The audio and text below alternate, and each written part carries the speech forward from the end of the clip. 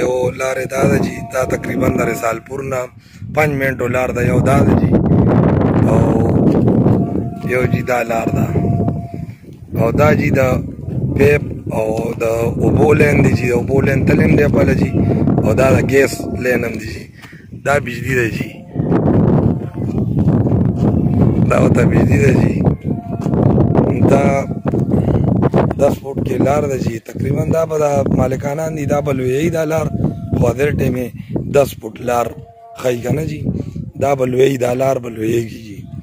او دا پلاټ هم جي دا خرڅ شو دا پلاټونه جي خرڅ شوه دا هم خرڅ شو جي او دا کورونه سره جي نوې نوې آبادي وشو جي دا رسالپور ګلبهار جي دا لویه لار ده جي اوس جي دا کور جوړ شو ورسره خوا کې جي دا پلاټ هم جي خرڅ شو بس اوس یې صفایي کوي نو آبادي پې جوړې شروع کېږي جي دی لار ده جي دا جي پلاټ دی دې کې جي دې کور والا مخامخ ځان له سبزي وغیره کرلې ده دا جي فل دا پلاټ دی جي 10 مرلې پلاټ دی جي دا چې کوم دی کې جي دا کرونده شوې ده جي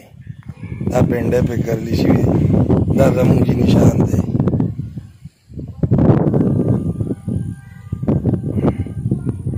دا شاته دې هم جي کوارټر آبادي دی دا هم ورسره آبادي دی جي ټول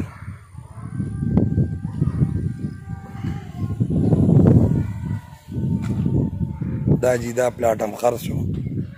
آبادي او پدې هم سټارټ شي ورځ دوه کې دغه آبادي جي سټارټ دی دا جي د رسالپور ګلبهار 5 منټو کې وجي دلته د رسالپور بازار نه به رارسي جي دا لویه لار ده جي مین لارې جي مخامخ ته بس جي دا 10 فوټ ده خو غالبا دا لار به ورته 12 فوټ شي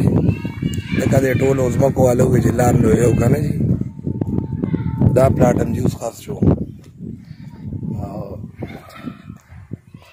دا تاسو وګورئ جي بس تاسو پې بیا خپل ډیټیل ورکوئ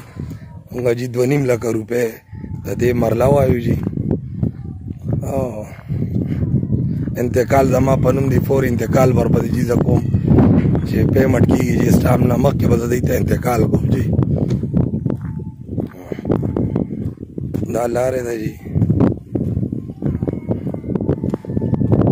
د دې 2 لارې دي جي یو د دې طرف نه لار راغلی ده جي لویه غټ ګاډي پې راتلی شي ډمپرې ټول هر څه جي په دې راځي د یو دا لویه لار ده جي او